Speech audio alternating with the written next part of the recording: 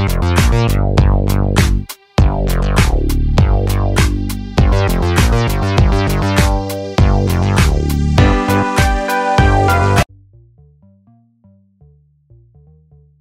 hello family.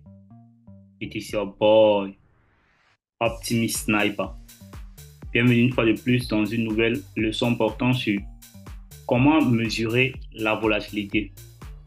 Déjà, vous devez savoir que la volatilité, c'est quelque chose que nous pouvons utiliser pour rechercher des bonnes opportunités du trading. La volatilité, c'est le pain quotidien d'un trader, d'accord? Si vous venez dans les marchés financiers et qu'il n'y a pas de volatilité, vous n'allez pas faire d'argent. Donc, un trader, c'est la volatilité. On vient dans les marchés pour chercher de la volatilité. Pourquoi? Parce que lorsqu'il y a de la volatilité, on pourra facilement mettre notre argent en travail, d'accord? C'est-à-dire essayer d'avoir une marge de plus sur notre argent ou essayer d'avoir un feedback rapide de ce que le prix est en train de faire. Donc, si vous venez dans un marché financier et que vous n'avez pas de volatilité, vraiment, ça ne vaut pas la peine. Et quand je parle de volatilité, avant de commencer, je tiens à vous préciser que je ne parle pas de la volatilité des news, d'accord? La volatilité des news, des nouvelles à haut risque, c'est autre chose, d'accord? Quand je parle de nouvelles à haut risque, je parle du NFP, je parle du FOMC, je parle les CPI, tous ces news à très forte volatilité. Vous ne voulez pas faire partie d'un marché avec autant de volatilité, d'accord? L'excès nuit toujours parce que lors de ces news, il y a vraiment excès de volatilité et du point de vue de la publication de ces news, il y a une rapide retarification des marchés. C'est souvent parfois très très violent et les prévisions que vous avez certainement faites pendant cette période de temps peuvent être valides, d'accord, comme elles peuvent ne pas être valides. Dans beaucoup de cas, certains vont venir dire, hey, coach, voilà l'analyse qui était bonne, malgré le CPI, c'est parti, ça a dégagé de 400 pips, je pouvais profiter de ça. Bah, sachez un truc, fais ceci, prends un compte de trading et va essayer de trader le CPI pendant un mois en fait, d'accord, c'est-à-dire trade 100 ou 20 CPI, je parie que des 20 CPI, tu ne vas pas sortir profitable des 10 CPI ou des 15 CPI, d'accord? C'est juste quelque chose qu'on ne peut pas faire de manière consistante. Et lorsqu'il y a publication du news, si vous êtes en train de prendre un trade en ce moment-là, les probabilités déjà sont en votre défaveur, d'accord? Oui, vous ne voulez pas travailler dans les conditions où les probabilités ne sont pas dans votre faveur. Donc, comprenez juste ça ainsi. La news, c'est pas une bonne volatilité à exploiter. Maintenant, ceci, c'est dans certains cas. Et cette leçon, c'est pas le sujet de cette leçon, donc on va pas détailler dessus. Mais je tenais juste à vous préciser, quand je parle de volatilité, je ne parle pas de la volatilité des news. OK. La volatilité mesure les fluctuations globales des prix sur certaines périodes. Et ces informations peuvent juste être utilisées pour détecter lorsqu'il y aura des marchés en tendance. S'il y a la volatilité, ça veut dire qu'il y aura la tendance, d'accord. Si par exemple le marché est dans un range et qu'il y a la volatilité, ça veut dire qu'il y aura les cassures de range, d'accord. Il y aura les sorties de range. Donc, il existe quelques petits indicateurs que vous pouvez utiliser pour évaluer la volatilité actuelle d'une paire de devises, d'accord. L'utilisation de ces indicateurs peut vous aider énormément lorsque vous recherchez les opportunités d'évasion. Vous savez déjà, moi particulièrement, je n'utilise pas d'indicateurs. Donc, ces indicateurs que je vais vous donner, on va plager ça de manière rapide. Et pour ceux qui veulent utiliser les indicateurs, vous pouvez laisser en commentaire. Je vais chercher de bonnes personnes qui utilisent les indicateurs et que vous pouvez apprendre d'eux. Mais carrément, par rapport à moi, j'ai rien à vous apprendre sur les indicateurs, d'accord? Je connais les indicateurs de manière très théorique. Ça veut dire de manière bref, d'accord? Le cours ne suffit pas. Ça veut dire que quoi? Je peux bien savoir les règles pour utiliser un indicateur, mais je n'ai pas d'expérience dans ça et je pense que ça sert à rien que je vous partage un coup si j'ai pas d'expérience dans ça parce que je n'aurais réellement rien à vous donner. Je n'aurais réellement pas testé ces indicateurs, donc je préfère juste plager ça de manière superficielle. Donc, un indicateur que vous pouvez utiliser pour mesurer la volatilité. Si votre stratégie est beaucoup basée sur la volatilité, vous pouvez aller chercher les indicateurs. Pourquoi pas? Moi, je traite une stratégie qui... J'ai pas besoin d'indicateurs pour trader, d'accord? Les moyennes mobiles, vous pouvez utiliser les moyennes mobiles comme premier indicateur. Voilà un bon indicateur pour mesurer la tendance, d'accord? Les moyennes mobiles.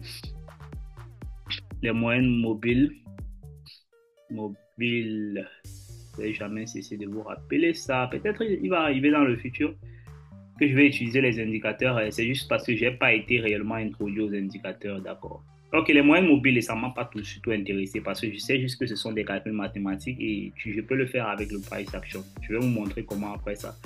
Les moyennes mobiles sont probablement l'indicateur le plus couramment utilisé par les traders forex, d'accord? Bien qu'il s'agisse d'un outil très très simple, il fournit des données inestimables, là, de très bonnes données. En termes simples, les moyennes mobiles mesurent juste les mouvements du marché pendant une durée X, d'accord? X, là, c'est la durée que vous souhaitez, que vous soyez dans un graphique de daily time frame, que vous soyez dans un graphique de 15 minutes, un graphique d'une heure ou de 4 heures, d'accord? Par exemple, si vous appliquez une SMA 20 à un graphique journalier, quand je parle de SMA 20, pour ceux qui traitent avec les moyennes mobiles, vous savez de quoi je parle, d'accord? Pour ceux qui ne traitent pas avec les moyennes mobiles, ne cherchez même pas à savoir avant de vous être formé, d'accord? Ok, pourquoi je suis en train d'appuyer ici sur indicateur?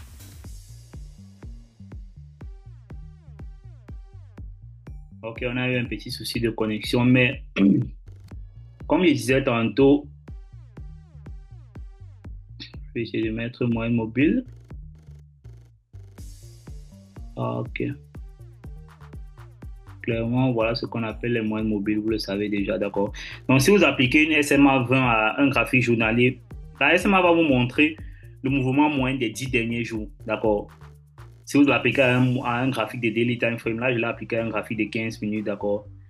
Là, ça va justement me montrer les mouvements des 15 dernières minutes, le mouvement moyen des 15 dernières minutes. Il existe d'autres types de moyens mobiles, tels que les moyens mobiles exponentiels, par exemple, ou les moyens mobiles pondérés, que vous pouvez aussi utiliser. Mais dans le cadre de cette leçon, on ne va pas trop entrer dans les détails des moyennes mobiles par rapport à ce sujet. Pour ceux qui veulent réellement savoir ce que c'est une moyenne mobile, je pense y être plagié de manière brève aussi ce que c'est une moyenne mobile dans les cours précédents, d'accord?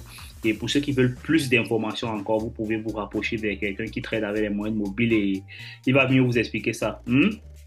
Ok. Comme deuxième indicateur, vous pouvez aussi utiliser les bandes de Bollinger, d'accord? Vous pouvez aussi utiliser les bandes de Bollinger. Vous pouvez utiliser les bandes de Bollinger, d'accord? Les bandes de Bollinger sont aussi un très bon indicateur pour pouvoir mesurer la volatilité dans les marchés financiers, d'accord? Les bandes de Bollinger, tous ces indicateurs, vous pouvez les retrouver là, même sur TradingView. Si vous tapez la bande de Bollinger, vous allez trouver ça. Je ne vais pas ajouter à ce graphique. Bande de Bollinger, vous allez voir ça là comme ça, d'accord? Même si j'ajoute là encore. Ok.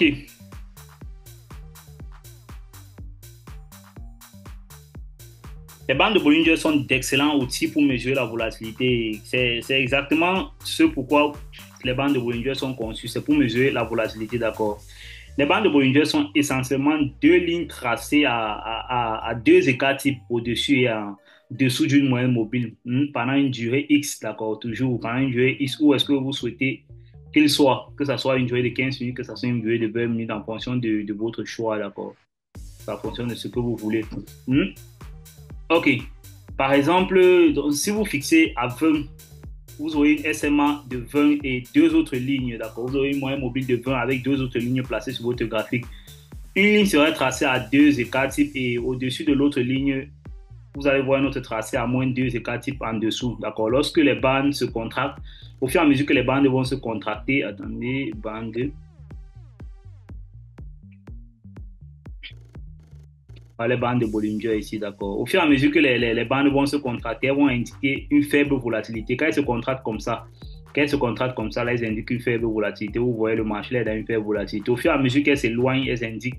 Au fur et à mesure qu'elles s'élargissent, d'accord. Vous voyez, ça s'est élargi. Ici, on a eu un grand mouvement. Au fur et à mesure qu'elles s'élargissent, vous avez juste une indication d'une forte volatilité qui peut arriver par la suite. Donc, pour une explication plus approfondie, vous pouvez regarder un cours sur les bandes de Bollinger, précisément, comme je vous dis depuis. OK. Maintenant, vous avez aussi un indicateur, l'ATR, d'accord? L'ATR, qu'est-ce que l'ATR? L'ATR, c'est un indicateur aussi, d'accord? Je vais vous détailler un peu ça. L'ATR, c'est comme troisième indicateur que vous pouvez utiliser pour déterminer la volatilité dans les marchés financiers, d'accord? L'ATR, donc, c'est la plage réelle moyenne, d'accord? Le dernier sur la liste ici, là, c'est ATR. On peut définir ça comme average true range, d'accord? Le range moyen, d'accord? La moyenne du range moyen. L'ATR, c'est un excellent outil pour mesurer la volatilité. Quand il vous indique juste une fourchette de négociation moyenne du marché pendant une durée X et pendant le time frame que vous avez placé, d'accord, c'est très important. Fondamentalement, l'ATR prend la plage de la paire de devises, qui est la distance entre le plus haut et le plus bas dans la période étudiée que vous êtes en train d'étudier, d'accord. Puis trace une mesure sous forme de moyenne mobile. Si je viens par exemple ici, pour placer l'ATR,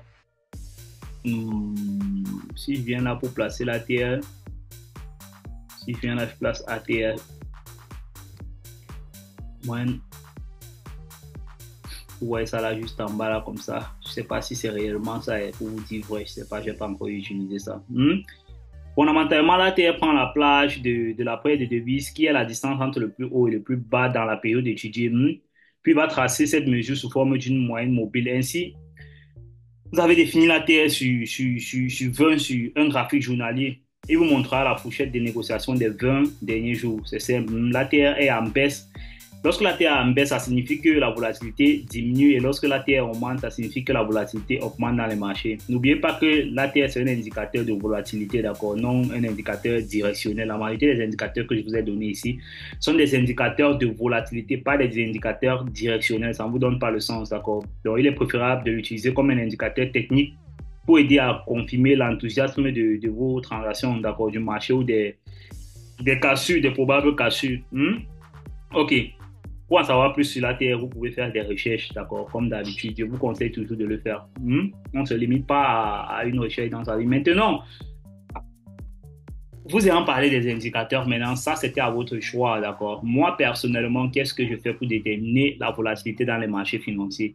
Je pense que le price action est assez simple. Le price action, c'est la chose la plus simple à faire, d'accord. Regardez juste le prix comme ça, là, et savoir ce que vous pouvez penser de la volatilité. Maintenant, particulièrement pour moi, lorsque je veux savoir si c'est qu'il y aura de la volatilité dans les marchés, la première des choses que je fais, je regarde le 5-day average daily range. Ça veut dire que je regarde l'amplitude moyenne des paires de devises des 5 derniers jours. Avec ça, je vais faire je vais essayer d'avoir un bref aperçu de la journée prochaine qui va être.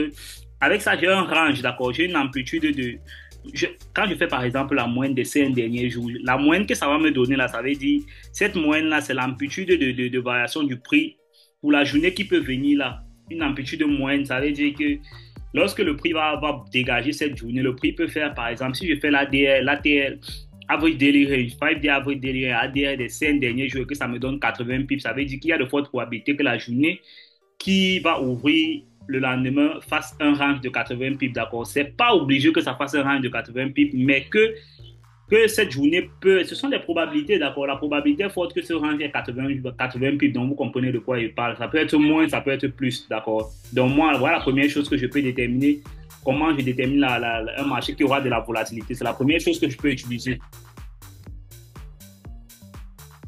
La première chose que je peux utiliser pour déterminer ça, excusez-moi pour les bruits, excusez-moi. Ok, la deuxième chose que je vais utiliser, c'est le price action juste. Ça veut dire, j'essaie de regarder les bougies, d'accord, la formation des bougies. Il y a régulièrement les inside bar day, ça veut dire les bougies qui se retrouvent dans d'autres bougies, d'accord. Quand je regarde, par exemple, même quand vous voyez déjà une bougie avec un dégagement comme ça veut dire qu'il y a de la liquidité dans le marché, ça veut dire qu'il y a de la volatilité. Donc, vous pouvez faire déjà une analyse et savoir que les prochains jours auront de la bonne volatilité, d'accord. Et vous avez vu, il y a eu de la volatilité après là. Quand vous voyez des marchés comme ça avec des bougies et des mèches comme ça, là, clairement, ça montre que soit on sera dans une consolidation, d'accord, soit on va rester, le marché ne va pas réellement dégager. Donc, moi, j'utilise beaucoup plus le price action pour déterminer la volatilité dans les marchés financiers. Et j'essaie d'utiliser aussi le calendrier économique, d'accord, toujours. Même si je ne vais pas profiter de ces news à forte volatilité, je sais que il est probable que s'il y a une news à forte volatilité, que le marché bouge soit avant la sortie de la news, soit après la sortie de la news, d'accord. Pendant la news, c'est évident que le marché va bouger, d'accord. Maintenant, je veux voir jusqu'où la volatilité va aller. Parce que lorsqu'on va faire un dégagement de volatilité, on va aller chercher un certain niveau. Donc, tant que ce niveau n'est pas pris, je sais qu'il y aura de la volatilité dans le marché. Donc, moi, j'essaie juste de travailler de manière psychologie. Ça veut dire, j'essaie de regarder ce que le marché pense actuellement, le sentiment des investisseurs et la position où le marché se trouve et le price action des bougies, la formation des bougies, comment les bougies se forment, average daily range. Donc voilà des petits éléments que j'utilise pour déterminer la volatilité dans le marché. Je pense que c'est assez suffisant pour moi, mais beaucoup d'entre vous auront peut-être le choix de vouloir avoir d'autres indicateurs. Les indicateurs, c'est quoi? C'est un peu comme, c'est la facilité, d'accord? C'est l'arrivée de la technologie dans le marché financier. Juste vous servez juste des outils mathématiques pour pouvoir déterminer des choses qui sont faciles à déterminer de manière visuelle, d'accord? Parce qu'avant qu'il y ait les indicateurs, dites-vous que les gens traitaient derrière les marchés financiers, d'accord? Donc, ils déterminaient s'il y aurait la volatilité dans le marché sans avoir besoin des indicateurs. De manière visuelle, ils le faisaient, d'accord? Donc, c'est possible de le faire, sachez-le. Donc, vous n'avez certainement pas besoin de ça, mais vous avez le libre choix, d'accord? Je ne vais jamais exiger quelqu'un à faire les choses comme je fais. Je vous dis ce que je fais.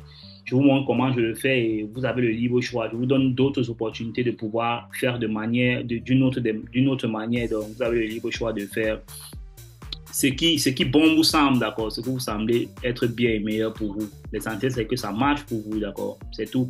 Si ça marche pour vous, pourquoi vous n'allez pas le faire? Ça marche pour moi, c'est pourquoi je le fais, d'accord. Ok, je pense que comment mesurer la volatilité, c'est très clair. On a terminé avec ça. On va clôturer cette leçon. Pour ceux qui ont des commentaires, pour ceux qui ont des questions, vous pouvez laisser en commentaire. Surtout, lorsque vous suivez des vidéos, abonnez-vous à la chaîne, d'accord? Abonnez-vous à la chaîne et activez votre cloche de notification pour ne manquer aucune prochaine vidéo. Ok, it was your mentor, Optimus Sniper.